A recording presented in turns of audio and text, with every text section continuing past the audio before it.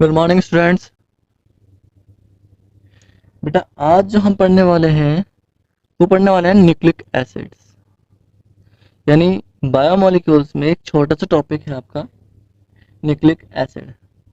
अब nucleic acid क्या होता है ये चीज़ हमें फर्स्टली हमें पता होनी चाहिए। बेटा क्या होता है कि हर लिविंग ऑर्गेनिज्म में, अगर मैं बात करता हूँ in a living organism, in a living organism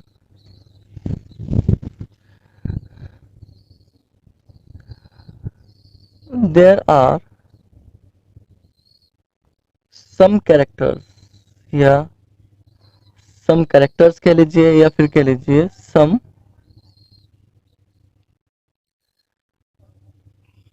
particles which are responsible for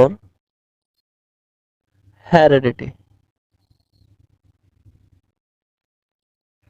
जिन्हें हम जीन्स बोलते हैं। क्या बोलते हैं?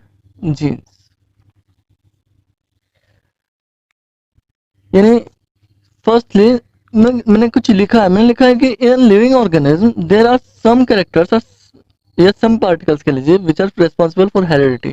हेरिडिटी क्या होती है भाई? हेरिडिटी होती है कि जैसे कि एक ह्यूमन बीइंग है, उसकी जो नेक्स्ट जनरेशन होगी वो ह्यूमन बीइंग ही होगी। एक कोई एनिमल है, चाहे डॉग हो, चाहे कैट हो, चाहे एलिफेंट हो, जो भी होगा उसकी नेक्स्ट जनरेशन उसके जैसी ही होगी। इस चीज को हम, यानी एक जनरेशन से दूसरी जनरेशन का वैसे के ही होना, उसे हम हेरिडिटी बोलते हैं। इसमें क्या होता है कि कुछ जीन्स होते हैं, कुछ पार्टिकल्स होते हैं जो इस चीज के लिए रेस्पॉन्सिबल है, यानी इंसान का, ह्यूमन बीइंग के नेक्स्ट जनरेशन का ह्यूमन बीइंग ही होना, या कैट का नेक्स्ट जनरेशन कैट होना, ये जीन्स तय करते हैं। यानी जीन्स जो है वो किसी भी लिविंग ऑर्गेनिज्म के कैरेक्टर्स, उसके मॉर्फोलॉजिकल स्ट्रक्चर, ये सब चीजें तय करते हैं। और ये जो जीन्स होते हैं ये मिलकर बने होते हैं, मेड बाय क्रोमोसोम्स। जीन्स जो है क्रोमोसोम से मिलकर बने होते हैं। और एक्चुअली ये क्रोमोसोम्स की अगर हम बात करते हैं, अगर मैं क्रोमोसोम्स की बात करता हूं, तो ये क्रोमोसोम्स की जब स्ट्रक्चर के बारे में बात करते हैं हम, तो क्रोमोसोम्स दो तरह के पार्टिकल से मिलकर बना होता है, एक तो प्रोटीन से और दूसरा न्यूक्लिक एसिड से। प्रोटीन्स के बारे में हम पढ़ चुके हैं, तो हमें क्या पढ़ना है? न्यूक्लिक एसिड पढ़ना है। तो न्यूक्लिक एसिड कहाँ से हमें पढ़ना है, ये चीज समझ में आ रही है। और न्यूक्लिक एसिड क्यों इंपॉर्टेंट है ये भी चीज समझ में आ रही है, क्योंकि ये heredity, these are responsible for heredity. कहीं ना कहीं ये रेस्पॉन्सिबल होते हैं किसके लिए? हेरिडिटी के लिए रेस्पॉन्सिबल होते हैं। तो न्यूक्लिक एसिड क्या होता है? अगर मैं बात करता हूँ न्यूक्लिक एसिड को डिफिनेशन की, कि भाई ये जो न्यूक्लिक एसिड हैं आपके, इन्हें हम क्या कहेंगे?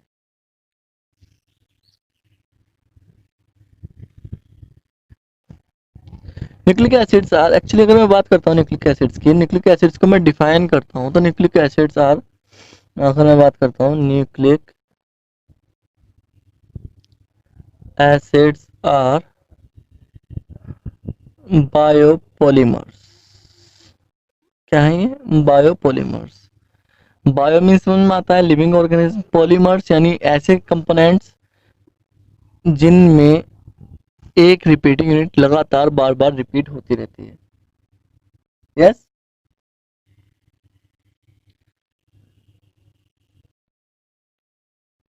क्लियर है। और इनकी जो रिपीटिंग यूनिट है, रिपीटिंग यूनिट की बात करते हैं हम, तो इनकी रिपीटिंग यूनिट जो है वो है न्यूक्लियोटाइड्स। क्या है बेटा? न्यूक्लियोटाइड्स। अब इस न्यूक्लियोटाइड्स के तीन कंपोनेंट होते हैं। एक तो होगी पेंटोज शुगर,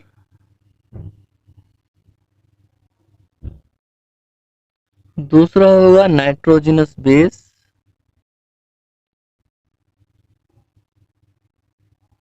और तीसरा होगा फॉस्फोरिक एसिड।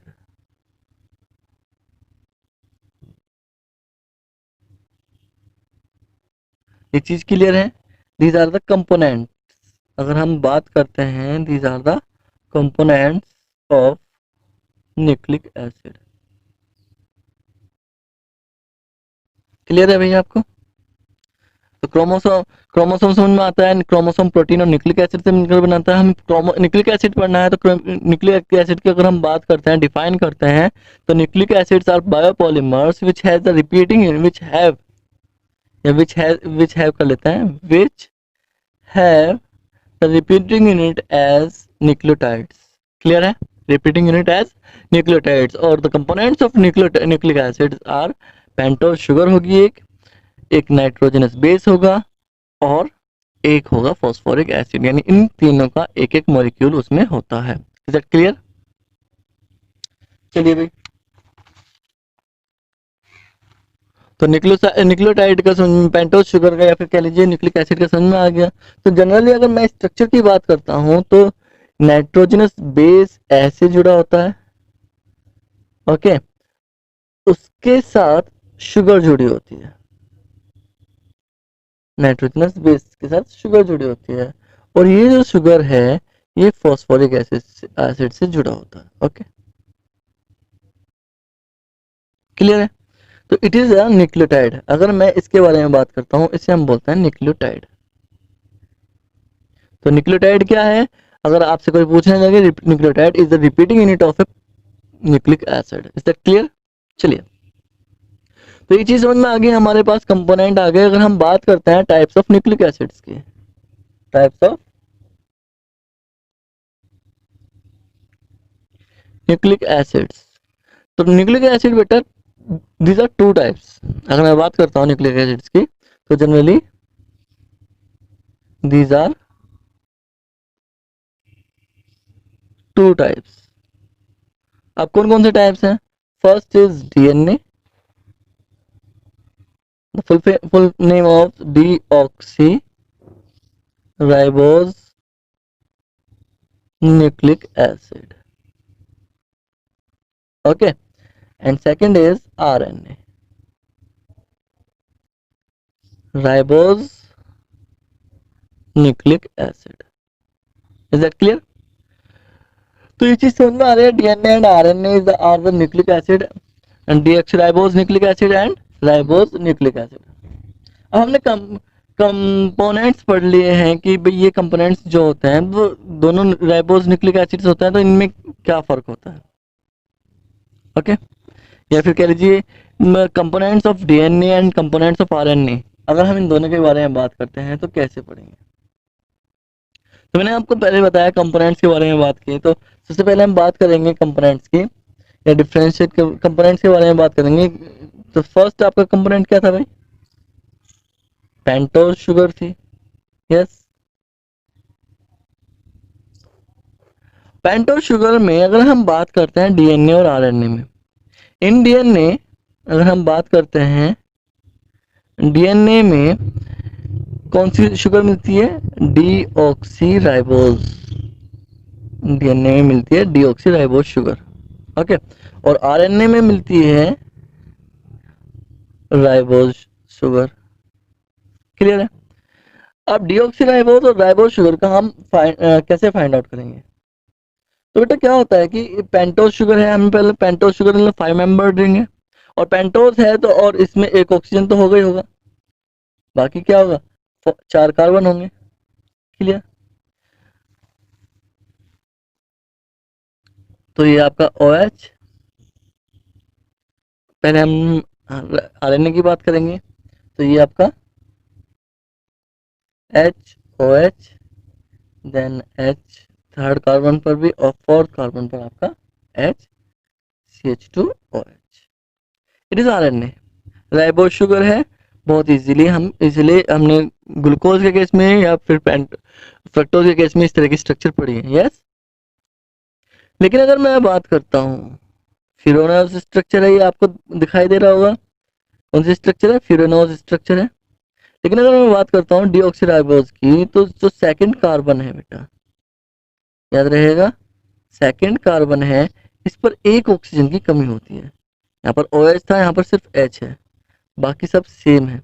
दोनों के स्ट्रक्चर में अगर हम बात करते हैं तो केवल एक डिफरेंस है, और वो है सेकंड कार्बन पर ऑक्सीजन की कमी। इसीलिए उसे हम डीऑक्सी बोलते हैं। डी मीन्स रिमूवल या एब्सेंस, और ऑक्सी जो हो गया आपका ऑक्सीजन हो गया। तो ऑक्सीजन की एब्सेंस है राइबोज शुगर में, तो वो सेकंड कार्बन पर प्रेजेंट एब्सेंट होगी। क्लियर? तो ये चीज हमें समझ में आनी चाहिए। तो ribose sugar, it is ribose and it is deoxyribose. Is that clear? Yes. तो पेंटोज शुगर डीएनए में कौन सी मिलेगी? डीएनए में मिलेगी डीऑक्सीराइबोज, और आरएनए में मिलेगी राइबोज शुगर। सेकंड थिंग की बात करते हैं, सेकंड कंपोनेंट। सेकंड कंपोनेंट की बात करते हैं। सेकंड कंपोनेंट हमारा जो था वो था आपका nitrogenous base.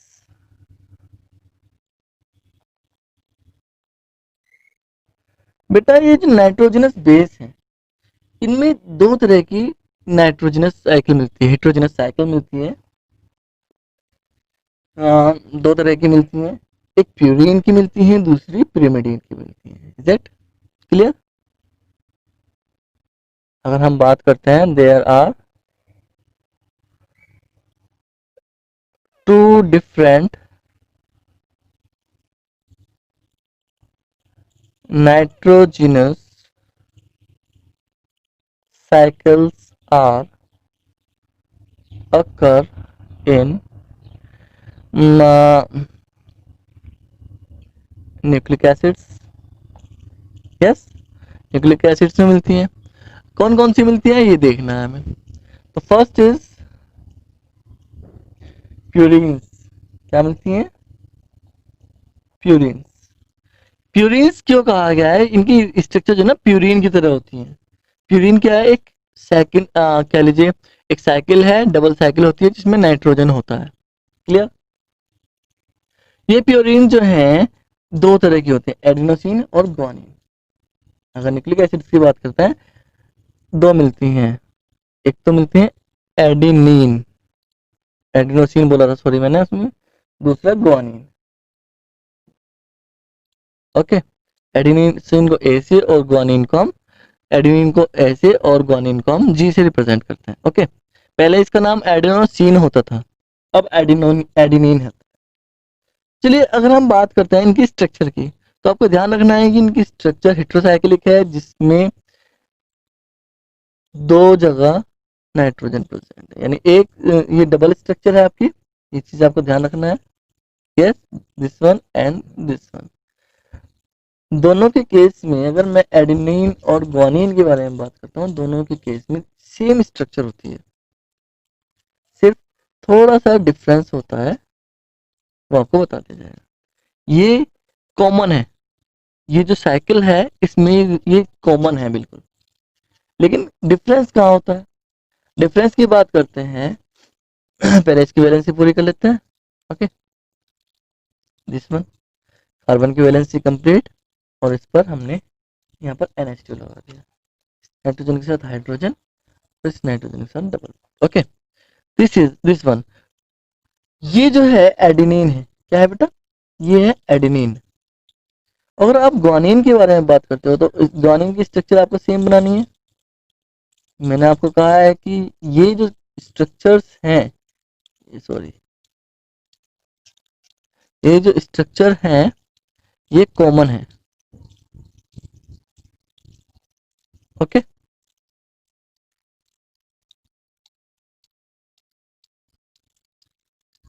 These structure are common, जिसमें 4 नाइट्रोजन है। क्लियर है? लेकिन अब डिफरेंस कहाँ है?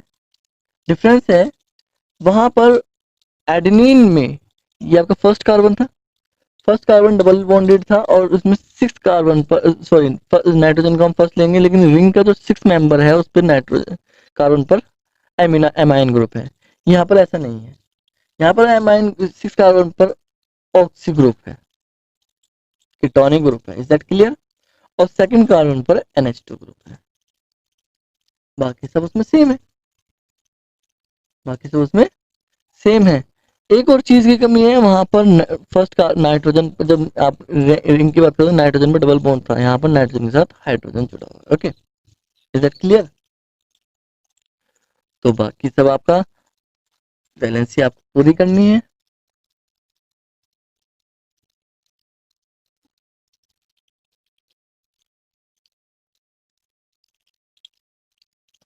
तो ये आपका एडेनिन हो गया और ये आपका ग्वानिन हो गया। तो स्ट्रक्चर बनाने के लिए आती है, मैं आपको बता दूं, इन पांचों नाइट्रोजनस बेस की स्ट्रक्चर आपको पता होनी चाहिए। एक नंबर में स्ट्रक्चर पूछी गई है बोर्ड एग्जाम्स में।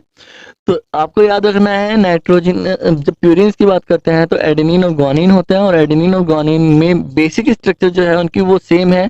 और बेसिक स्ट्रक्चर क्या है कि उसमें दो डबल साइकिल है, एक 6 मेंबर और दूसरी 1 2 3 4 5 member, 5 member. 6 member and 5 member में कुल मिला के 4 नाइट्रोजन है, और एडेनिन में केवल एक एमाइन ग्रुप है और बाकी 4 डबल बॉन्ड है। अगर हम बात करते हैं ग्वानिन में एक ऑक्सी ग्रुप है, एक एमाइन ग्रुप है और 1 2 3 डबल बॉन्ड है। Is that clear?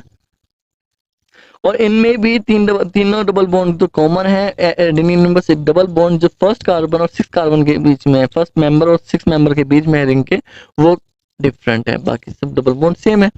Is that clear? तो ये चीज आपको पता होनी चाहिए। सेकंड की बात करते हैं तो सेकंड जो होते हैं आपके पिरिमिडीन्स होते हैं। क्या होता है? पिरिमिडीन्स होते हैं। और ये पिरिमिडीन्स बेटा, मैंने आपको प्रीडीन की स्ट्रक्चर होती है। प्रीडीन की स्ट्रक्चर कैसी होती है? प्रीडीन की स्ट्रक्चर होती है कार्बन में एक नाइट्रोजन मेंबर्ड होता है, लेकिन पिरिमिडीन में 2 नाइट्रोजन रिंग होता है। इसका मतलब क्या हुआ? पिरिमिडीन जनरली अगर मैं बात करता हूँ तो पिरिमिडीन 3 तरह के होते हैं। पिरिमिडीन कितने तरह के होते हैं बेटा? 3 तरह के होते हैं। First is uracil,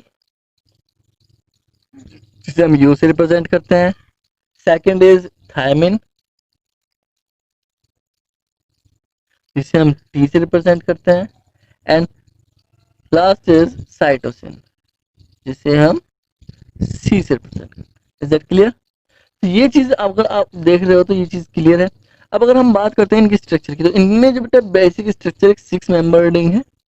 it is a 6 member ring, जिसमें 2 जगह नाइट्रोजन है, बाकी सब जगह कार्बन है। Okay, this one. अब इनकी बैलेंसी पूरी कर लेते हैं। अगर हम इनकी बैलेंसी पूरी करेंगे नाइट्रोजन की, अब सॉरी, ये it is a basic structure. इन तीनों में अगर हम देखते हैं तो इन तीनों की बेसिक स्ट्रक्चर सेम है। ओके, मैं तीनों की स्ट्रक्चर बना रहा हूं ताकि आपको बाद में कोई कंफ्यूजन ना हो। ये बेसिक स्ट्रक्चर 6 मेंबर रिंग तीनों में है, सेम है। 2 नाइट्रोजन है, 4 कार्बन और 2 नाइट्रोजन की। अब क्या होता है, अगर हम यूरेसिल की बात करते हैं तो यूरेसिल में 2 कीटोनिक ग्रुप है, एक यहाँ पर, एक यहाँ पर। Is that clear? बाकी बैलेंस ही पूरी कर लेते हैं, हाइड्रोजन हाइड्रोजन एंड ये डबल बॉन्ड। ओके, और अगर हम बात करते हैं इसकी, किसकी, तो ये तो आ गया यूरेसिल।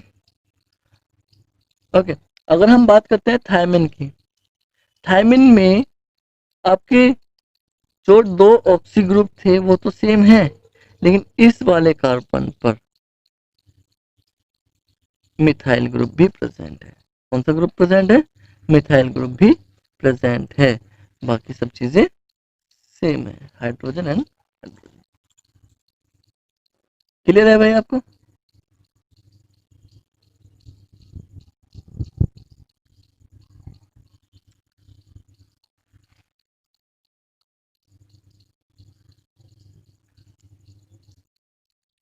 ठीक है, अगर हम बात करते हैं साइटोसिन की, तो साइटोसिन में थोड़ा डिफरेंस है। यहाँ पर एक ऑक्सी ग्रुप तो है, लेकिन यहाँ पर ऑक्सी ग्रुप ना होकर एमाइन ग्रुप है। कौन सा ग्रुप है बेटा? एमाइन ग्रुप है। बाकी अब बैलेंसी पूरी कर लेते हैं। ठीक है भाई, तो ये थायमिन हो गया आपका और ये आपका साइटोसिन हो गया। तो ये चीज आपको समझ में आ रही है कि भाई पिरिमिडीन और नाइट्रोजनस बेस 2 होते हैं, purine and pyrimidine. Adenine guanine जो है प्यूरिन्स हैं, जिसमें 2 रिंग होती हैं, एक 6 और एक 5 मेंबर रिंग। पिरिमिडीन आपके 3 हैं, यूरेसिल, थायमिन एंड साइटोसिन। अब बात करते हैं भाई, ये जो आपके हमने पढ़े हैं नाइट्रोजनस बेस, कौन से बेस कहाँ मिलते हैं? यस, कौन से बेस कहाँ पर मिलता है? हमने पढ़ा है कि न्यूक्लियो जो आपके आरएनए है, डीएनए है, इनमें डिफरेंस कहाँ होगा। तो अगर हम बात करते हैं डीएनए की, तो डीएनए में कौन कौन से मिलते हैं, है ना? डीएनए में आपके कौन कौन से मिलते हैं? तो डीएनए में ग्वानिन और साइटोसिन मिलते हैं, ग्वानिन, साइटोसिन और थायमिन, एडेनोसिन, एडेनिन मिलते हैं। क्लियर है? ये डीएनए में मिलते हैं। अगर हम बात करते हैं आरएनए में नाइट्रोजनस बेस कौन से मिलते हैं, तो आरएनए में सिर्फ जो आपका थायमिन है वो हट जाता है और थायमिन की जगह यूरेसिल आ जाता है। क्या आता है बेटा?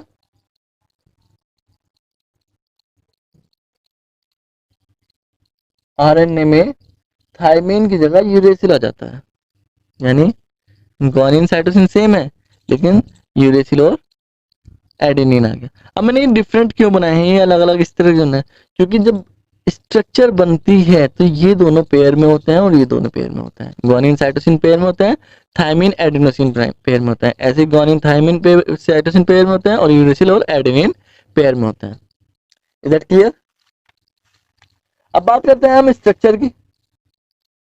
स्ट्रक्चर का जब फॉर्मेशन करते हैं, जैसे मैंने आपको बताया कि न्यूक्लियोटाइड्स के फॉर्म में बनते हैं, तो न्यूक्लियोटाइड्स और न्यूक्लियोसाइड्स, यहाँ पर एक छोटा सा डिफरेंस आ जाता, पूछा जाता है कि भाई ये क्या है, न्यूक्लियोसाइड्स क्या है, न्यूक्लियोटाइड्स क्या होते हैं, तो ये चीज आपको पता होनी चाहिए। तो जैसे कि मैंने आपको बताया है पहले ही, भाई न्यूक्लियोटाइड्स जो होते हैं उनमें तीन चीजें होती हैं, तीन कंपोनेंट होते हैं, नाइट्रोजनस बेस, पेंटोज शुगर, और ये जो शुगर है आपकी फॉस्फोरिक एसिड से जुड़ी होती है। ठीक है भाई? यानी न्यूक्लियोटाइड में तीनों कंपोनेंट होते हैं। अगर हम बात करते हैं न्यूक्लियोसाइड्स की, तो न्यूक्लियोसाइड्स में केवल टू कंपोनेंट्स होते हैं। कितने होते हैं बेटा? Two components are present. और ये टू कंपोनेंट्स कौन कौन से होते हैं? एक तो आपकी शुगर होती है और शुगर के साथ जुड़ा होता है आपका बेस। यानी अगर फॉस्फोरिक एसिड प्रेजेंट है तो न्यूक्लियोटाइड, और फॉस्फोरिक एसिड एब्सेंस है तो वो न्यूक्लियोसाइड हो गया। Is that clear? अब हम बात करते हैं, अगर यही चीज है तो अगर हम बात करते हैं कि भाई जब एक न्यूक्लियोटाइड है, दो न्यूक्लियोटाइड आपस में मिलते हैं तो कहां पर मिलते हैं, विच लिंकेज आर इज प्रेजेंट, तो उस लिंकेज को हम क्या बोलते हैं? जस्ट सपोज अगर मैं बात करता हूं पॉलीमराइजेशन की, पॉलीमराइजेशन ऑफ न्यूक्लियोटाइड्स, ओके। तो क्या होता है कि भाई आपका शुगर है और उससे बेस जुड़ा हुआ है और उस बेस से, शुगर से आपका फॉस्फोरिक एसिड जुड़ा हुआ, ओके, दिस वन। अब क्या होता है कि भाई ये जो फॉस्फोरिक एसिड है आपका, इस फॉस्फोरिक एसिड में, फॉस्फोरिक एसिड का जो स्ट्रक्चर होती है, जनरली जो फॉर्मूला होता है वो होता है आपका, मैं यहाँ पे लिख रहा हूं H3PO4। यस, क्या होता है? H3PO4 होता है। और इसकी जो स्ट्रक्चर बनती है, बेसिक स्ट्रक्चर जो बनती है, मैं यहाँ पर लिख रहा हूँ, देख लीजिएगा। पी जो है एक ऑक्सीजन से डबल बॉन्डेड होता है और बाकी तीन ऑक्सीजन से वो सिंगल बॉन्डेड होता है और तीनों ऑक्सीजन पर हाइड्रोजन होता है। अब ये तीन हाइड्रोजन है, ये तीनों हाइड्रोजन ये रिमूव करने की टेंडेंसी रखता है। यस।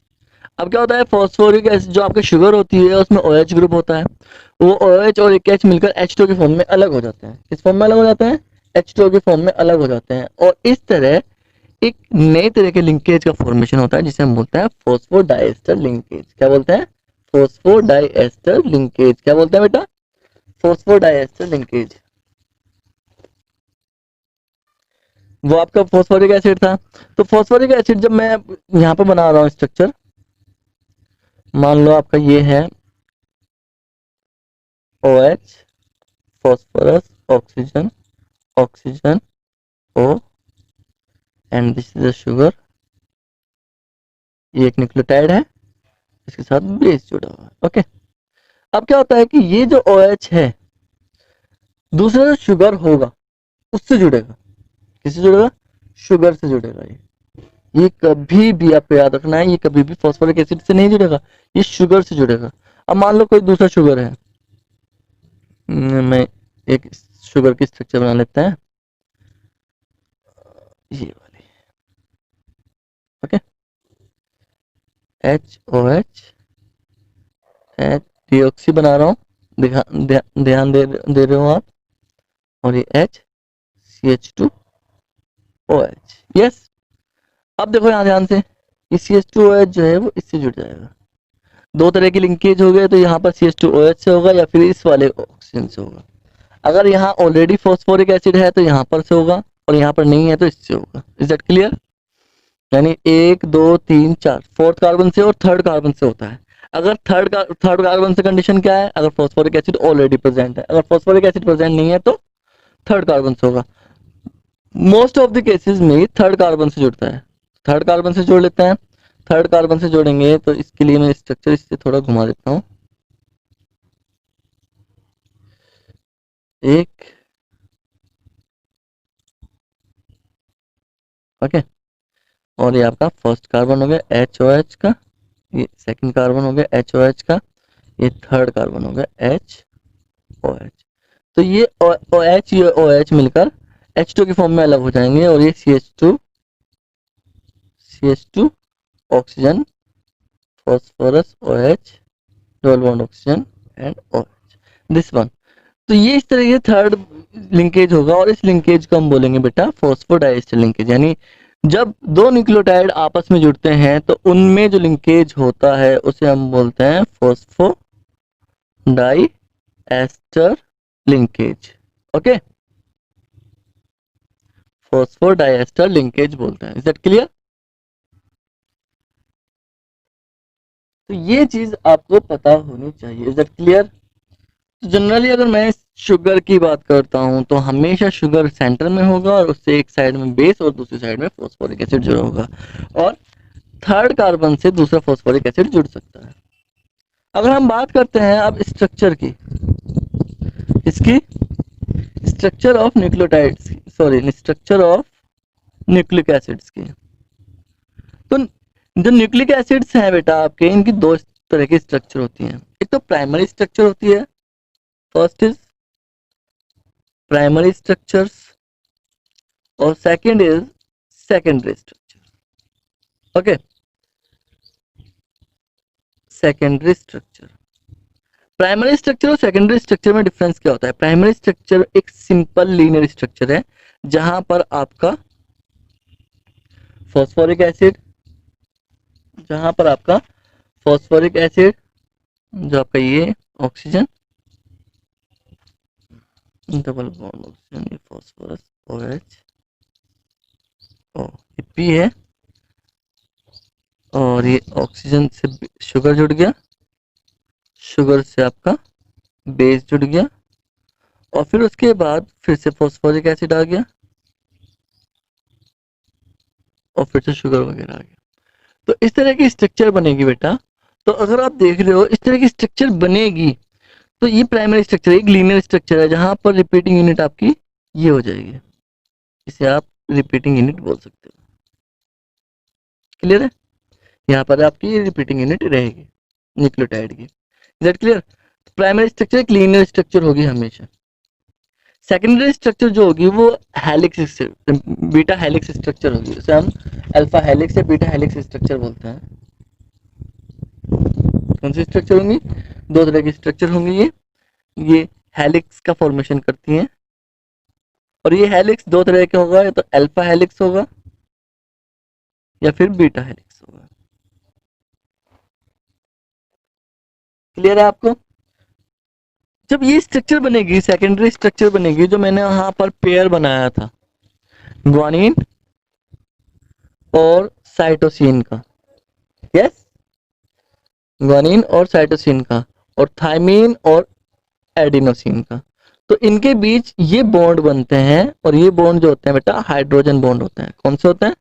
Hydrogen bond. तो आपको याद रखना है ग्वानिन और साइटोसिन के बीच में 3 हाइड्रोजन बॉन्ड बनेंगे और थाइमिन और एडेनिन के बीच में 2 हाइड्रोजन बॉन्ड बनते हैं। ऐसे ही यूरेसिल के बीच में भी, यूरेसिल और एडेनिन के बीच में भी 2 हाइड्रोजन बॉन्ड ही बनेंगे। Is that clear? तो ये चीज आपको पता होनी चाहिए, ठीक है। तो हेलिक्स की स्ट्रक्चर कैसी होगी? हेलिक्स की स्ट्रक्चर आपकी इस तरह की होगी। क्लियर है? तो यहाँ पर आपका आप एडेनिन ग्वानिन के बीच में ट्रिपल बॉन्ड, और सॉरी साइटोसिन और ग्वानिन के बीच में ट्रिपल बॉन्ड, और थाइमिन और एडेनिन के बीच में डबल बॉन्ड दिखा सकते हो। तो ऐसे ही स्ट्रक्चर बनती चली जाएगी। क्लियर है? तो ये जो स्ट्रक्चर है आपको पता होनी चाहिए। ये वाटसन क्रिक मॉडल होता है। कौन सा? Watson and Crick model. ये जो स्ट्रक्चर मैंने बनाई है, इस स्ट्रक्चर को वाटसन एंड क्रिक मॉडल है। क्रिक मॉडल, ठीक है। अब हम बात करते हैं बायोलॉजिकल फंक्शंस की।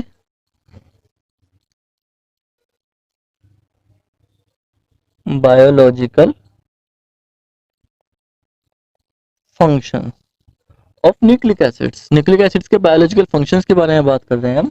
तो बेटा ये 2 फंक्शन शो करते हैं। First is replication and second is synthesis of protein.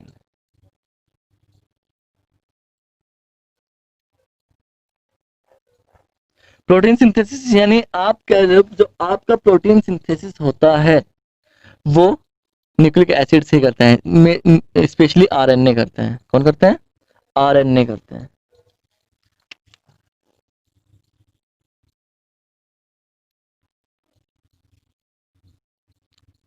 Yes.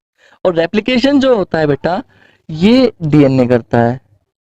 DNA deoxyribose nucleic acid replication के लिए है। और रेप्लिकेशन का मतलब क्या होता है? अपने जैसी ही एक दूसरी कॉपी बनाना, जीरोक्स कॉपी बनाना। अपने जैसी ही एक दूसरी कॉपी बनाने को हम रेप्लिकेशन कहते हैं। डीएनए जब अपने जैसी दूसरी कॉपी बनाता है तो उस हम चीज को रेप्लिकेशन कहते हैं। और रेप्लिकेशन का जो होता है कि ये क्या होता है, एक एक जनरेशन से दूसरी जनरेशन में जो क्रोमोसोम्स है उन्हें ये लेके जाता है डीएनए। Is that clear? यानी कह लीजिए इट इज डीएनए को हम जेनेटिक मटेरियल बोलते हैं। दूसरे शब्दों में डीएनए को जो हम बोलते हैं जेनेटिक मटेरियल बोलते हैं। जेनेटिक मटेरियल का मतलब होता है कि जो हेरिडिटी के लिए रेस्पॉन्सिबल होता है, यानी जो गुण माँ बाप के हैं वो उसके बच्चे में जो जाएंगे वो जेनेटिक मटेरियल के थ्रू ही जाते हैं। तो आरएनए जो है वो सिंथेसिस ऑफ प्रोटीन के लिए होता है। आपका आरएनए में आपको बता दूं जनरली एक थोड़ा सा और बता देता हूँ। आरएनए जो होते हैं 3 तरह के होते हैं। mRNA यानी मैसेंजर आरएनए जो होते हैं, rRNA and tRNA। Messenger RNA जो मैसेज न्यूक्लियस से बाहर जो आपका एंडोप्लाज्मिक रेटिकुलम होता है उसमें मैसेज सेंड करते हैं प्रोटीन सिंथेसिस में।